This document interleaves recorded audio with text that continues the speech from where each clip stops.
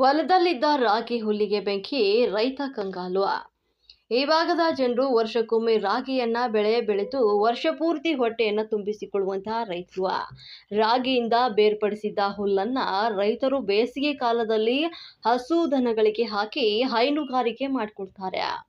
ಆದರೆ ರೈತನ ಜಮೀನಿನಲ್ಲಿ ಕಟಾವು ಮಾಡಿ ಬಿಟ್ಟಿದ್ದಂತಹ ರಾಗಿ ಹುಲ್ಲಿಗೆ ಬೆಂಕಿ ಬಿದ್ದು ರೈತನ ಹಸುಗಳ ವರ್ಷದ ಕೂಳು ಅರ್ಧ ಗಂಟೆಯಲ್ಲಿ ಸುಟ್ಟು ಭಸ್ಮವಾಗಿದೆ.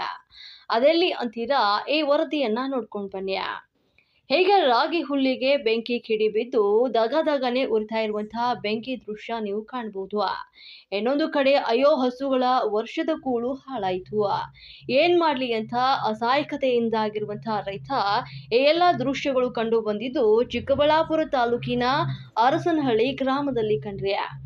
ಅರಸನಹಳ್ಳಿ ಗ್ರಾಮದ ರೈತ ಮಂಜುನಾಥ್ ಅವರಿಗೆ ಸೇರಿದಂತ 2 ಎಕರೆ ಜಮೀನಲ್ಲಿ ಸಾವಿರಾರು ರೂಪಾಯಿಯನ್ನ ಖರ್ಚು ಮಾಡಿಬಿಟ್ಟು ರಾಗಿ ಬೆಳೆಯನ್ನ ಬೆಳೆಯಿಟ್ಟಿದ್ರು.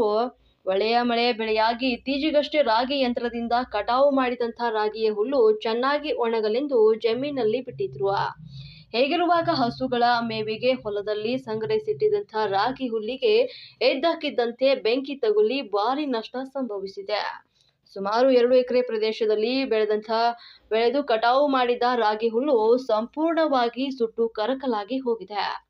ಜಾನುವಾರುಗಳ ಮೇವುಗಾಗಿ ವರ್ಷಪೂರ್ತಿ ಬಳಸುವಂತ ಉದ್ದೇಶದಿಂದಾಗಿ ಸಂಗ್ರಹಿಸಿದ್ದ ಹುಲ್ಲು ಬೆಂಕಿಗೆ ಆಹುತಿಯಾಗಿದೆ. ಇನ್ನು ರೈತ ಮಂಜುನಾಥ್ ಜಮೀನಲ್ಲಿರುವಂತಹ ರಾಗಿ ಹುಲ್ಲಿಗೆ ಬೆಂಕಿ ಬಿದ್ದಿರುವ ಮಾಹಿತಿ ತಿಳಿಯುತ್ತಿದ್ದಂತೆ ಸ್ಥಳಕ್ಕೆ ಧಾವಿಸಿದ್ದಾರೆ. ಅಷ್ಟೊತ್ತಿಗೆ ರಾಗಿ ಹುಲ್ಲು ಸಂಪೂರ್ಣವಾಗಿ ಸುಟ್ಟು ಕರಕಲಾಗಿತ್ತು. ಆದರೆ ಬೆಂಕಿ ತಗುಲಿ ಹೇಗೆ ಉಂಟಾಯಿತು ಎನ್ನುವುದು ಇನ್ನೂ ಸ್ಪಷ್ಟವಾಗಿಲ್ಲ. ಈ ಘಟನೆಯಿಂದ ರೈತ ಮಂಜುನಾಥ್ ಆರ್ಥಿಕವಾಗಿ ಕಂಗಾಲಾಗಿದ್ದು ಹಸು ದನಗಳಿಗೆ ಮೇವು ಇಲ್ಲದಂತಾಗಿದೆ. ಇನ್ನು ರಾಗಿ ಬೆಳೆ ಈ ಭಾಗದ ರೈತರಿಗೆ ಆಹಾರ, ಹೈನುಗಾರಿಕೆ ಮತ್ತು ಜೀವನಾಧಾರ ಆಗಿದೆ. ಆದರೆ ಒಂದೇ ಘಟನೆಯಲ್ಲಿ ರೈತನ ವರ್ಷದ ಶ್ರಮ ನೀರಿನಲ್ಲಿ ಹೋಮದಂತಾಗಿತ್ತು.